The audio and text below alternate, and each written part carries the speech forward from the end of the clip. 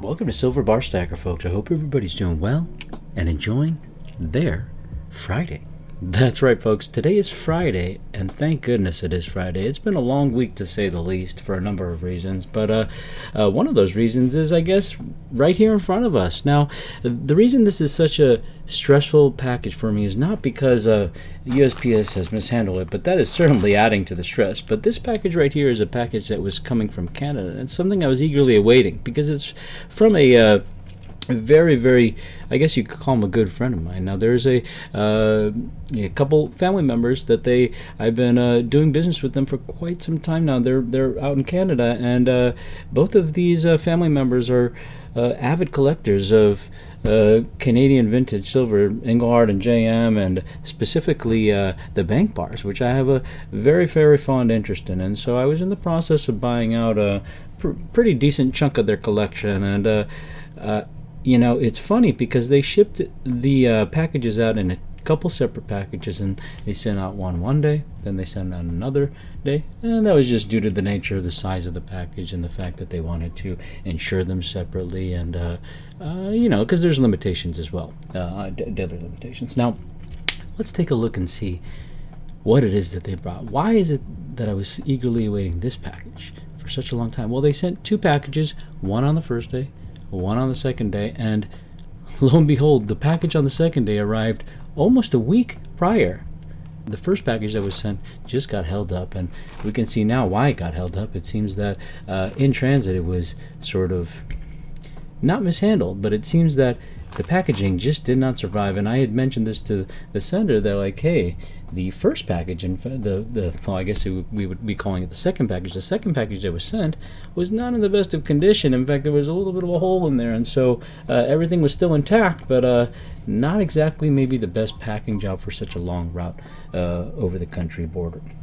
And it looks like this package right here saw an even worse demise. And so it looks like here USPS has repackaged this into a new sealed bag, which I've unsealed to remove some of the labels here. And what it states actually on here is that this was received unsealed, damaged, and or without contents. So that part of that sketched me out. At first I was just thinking, oh yeah, this is damaged like the other one, thank goodness nothing fell out. And it seems to me that, there's not a large enough hole in here where something would have fallen out. But the fact that they're saying and or without contents, that sketches me out. And so that's what I wanted to discuss there, is that this is what happens when things are not packaged properly. Of course they care. Of course they did take the time to repackage this and seal it, and so I'm very, very thankful for that. And it is not my thinking that anything has been tampered with here, because I am actually still able to see that, yeah, they retaped it here, and it looks like something must have fallen out here, and it looks like it literally fully fell out, and they literally retaped it. So let's go ahead and see what has happened here, and let us pray. Wow. Literally, these just fell right out. Let's go ahead and see what we got here. And thankfully, it seems that we have a entire box full of beautiful bank bars. And this is something that is very exciting to me. And this is the entire collection of bars that I had bought. Here we've got a Scotiabank Engelhard bar. This is a limited mintage of 1,000. And then we've got a huge variety of TD Bank bars. There's 3 of them here. One of them, this is quite a toner, has fine silver 999 in one row. This other one has fine silver 999 in one row. And this other one has fine silver 999 in one row. Now let's go ahead and refresh our memory. I don't recall. And in fact, I can just go directly onto the Silver Bar Stacker website to research this. I don't need to go to All Engelhard anymore, because all that information is right there at my fingertips on the silverbarstacker.com website as well. So TD Bank 10 ounce is what we're going to research. And I come to find out that, let's take a look here. It turns out that this is actually the rarer one, I think, because the TD Bank bar that is 500 minted has fine silver 999 across 3 lines, whereas this bar right here has fine silver 999 across 2 lines. That makes this a 250 minted bar, and I got 3 of them. I'm very, very excited about that. Let's go ahead and see what we got here. Here we got a Scotiabank Johnson Matthey bar. This one right here is actually going to be a 500 minted bar, so that's a very slept on bar, I would say. And in fact, we have 2 of them, and in fact we have 3 of them here. And here we have a 5 ounce JM TD Bank bar. Now TD Bank, again, in the 5 ounce, there's 2 variations. One where fine silver 999 is on 3 rows, and another where fine silver 999 is on 2 rows. So let's go ahead and search again, TD Bank or TD 5 ounce on the silverbarstacker.com website, and we come to find out that when fine silver 999 is on 3 lines, that's actually when it's the rarer variation. Okay, so fine silver 999 on 2 lines in the 5 ounce class is a 1000 minted, and when it's like this, where it's fine silver 999 on 3 lines in the 5 ounce weight class, that's the more rare 500 minted, right? So on the 5 ounce it gets very confusing, and it gets very, very confusing because on the 5 ounce variation, the one that is 3 lines is the rarer one, but on the 10 ounce variation one, where it's on 2 lines, is the rarer one. This is 250 minted as opposed to 500 minted, and this is 500 minted as opposed to 1000 minted. So it's very, very nice that we ended up getting all of the rare variations here. And when it comes to Scotiabank 5 ounce, there's only one variation, and it's 500 minted. And Engelhard didn't produce a 5 ounce variation silver bar.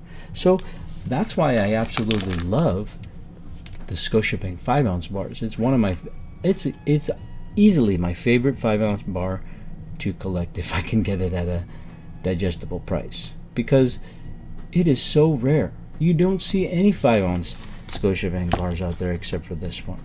And this one right here in particular is insanely gorgeous. These are heavily toned, but this has got a very, very gorgeous and rich, beautiful rainbow toning around the edge. I'm not sure if it's something the light will be able to hit there, but it is certainly the case. We won't waste our time with that. So you got 3 Scotiabank 5 ounce 500 minted bars.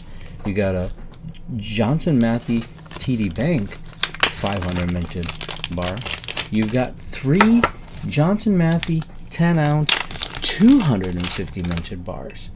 Here you've got a very, even though it's 1000 minted, boy oh boy do the Scotiabank Engelhard bars and the 1 ounce variation go for quite a pretty penny. I mean, I myself paid a pretty penny for this one, and this is by far the most expensive bar out of all these when you look at it at a per ounce basis, which, I mean, of course that's going to be making sense because it's 1 ounce as opposed to 5 or 10 ounce. But with that said, this is the highest mintage out of all these. This is technically the easiest to come by, right? Yet I paid an exorbitantly amount more per ounce.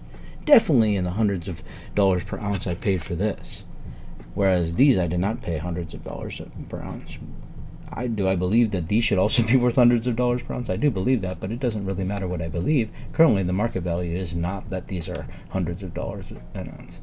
The market value is certainly that these are hundreds of dollars an ounce. So that's a very interesting to know. Mintage does not mean everything.